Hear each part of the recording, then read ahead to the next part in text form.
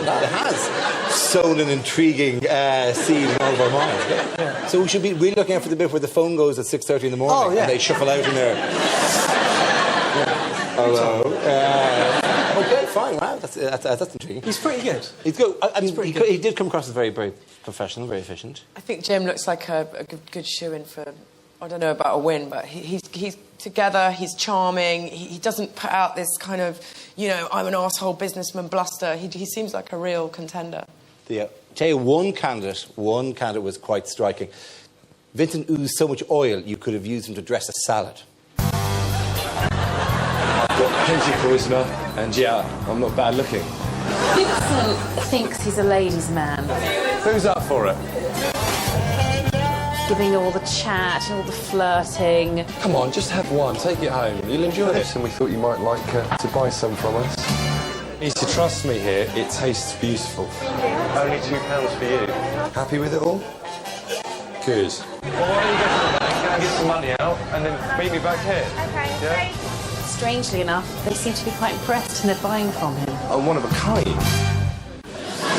Were you impressed, Jo, with Vincent? Well, it was very odd at the very beginning that was something on his resume, say, I'm not bad looking, like as though Alan Sugar's going to start a rent boy business. I don't see how that's relevant. And also that he was the one with you asking, is that an orange? I thought, well, you should know you are orange.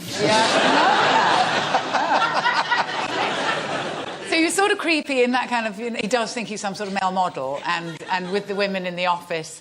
And I agree with Karen Brady, it was annoying that the women seemed to like it, but standing over them while they were drinking was very creepy. It was like, how much are you enjoying that? Sail's over now, go away. You've got me £2. Yeah. It's quite nice to see men exploiting their sexuality at work, though, isn't it? Usually it's the women who get put down. I have been using my sexuality at work for many years. I think I got the gig, Me and Adrian Chiles wrestled. Can we get back to this thing that you have, this tendency you have under at certain points under pressure of leaving the listener to do all the work by just offering the odd word here and there? I mean, there was one exchange in the boardroom which was quite striking. So when did you start to think about how much you're going to sell stuff for then? Lord Sugar, my business plan, my strategy, different, very different. Bottom up. Cut the crap here. Listen, I'm going to ask you a simple, bloody question. I don't believe Lord Sugar would find anything, not copping out of this, anything difficult about me. You were trained at one of the leading accountancy firms in the country, I believe. Is that... Don't fit the mould. Beg your pardon? Don't fit the mould. I didn't ask you that question. I don't generally tend to rub people up the wrong way. You would have had insight and vision into how companies are run because you audited them a couple of times, yeah? It's all there. A big pardon? It's all there, all my experiences. Can you stop talking to me in semaphore, please? I won't sending each other text messages, so just answer me properly. When I was producing, that was production.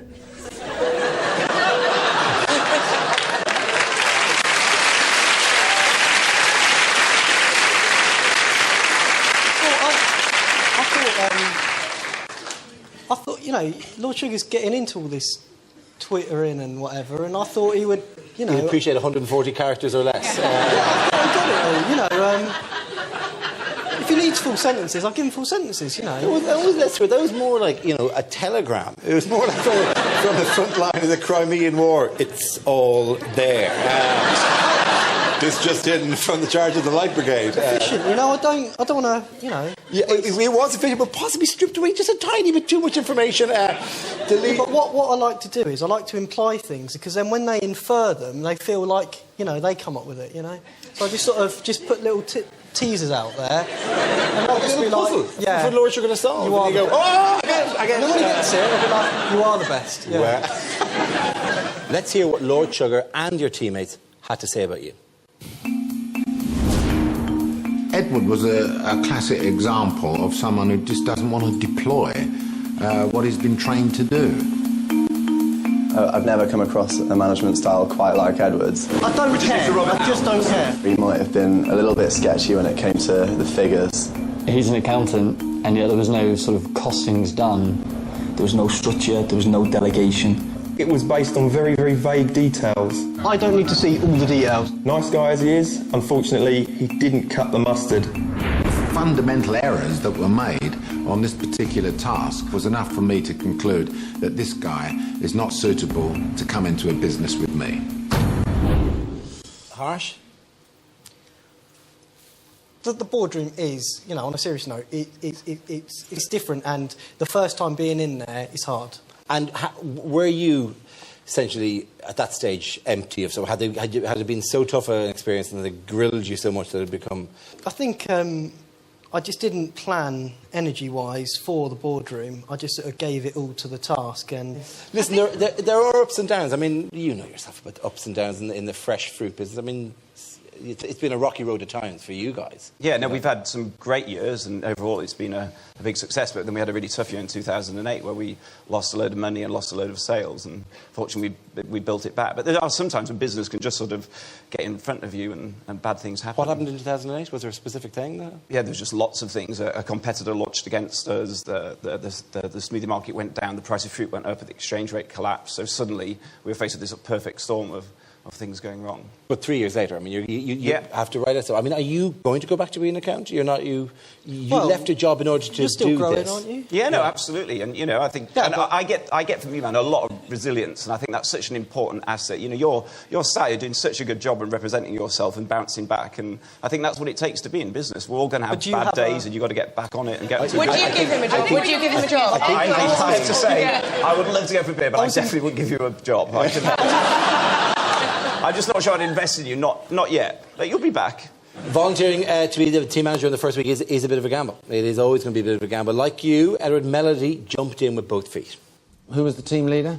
I was Lord Sugar. I've always been the one who takes bold risks, and this was a bold one, and I took it. You know, this is my first task. I put myself forward. I took the responsibility. You know, I've taken a lot of responsibility. See, that's another thing I made a decision on. I was personally taught by Desmond Tutu, Dalai Lama. What's the team name? Venture. It was my idea. Yours also. There's another thing I was assertive about. I work with an understanding that actually there is a purpose greater than myself. I say we, but I run the business single-handedly. I single-handedly run it. I've heard the melody. Now, let's hear from the chorus. I honestly didn't think she was that brilliant. Right. What do you think of Melody? Melody at first is very impressive, and she's she's charming. She's kind of charming. I thought she was going to be much more offensive. Actually, I grew to be convinced by her, but then I realised she's all cover and no book. She was completely underwhelming in the end, wasn't she? It was, yeah, but you got the job done. But yeah, I mean, for a woman trained by the Dalai Lama, it Yeah. was.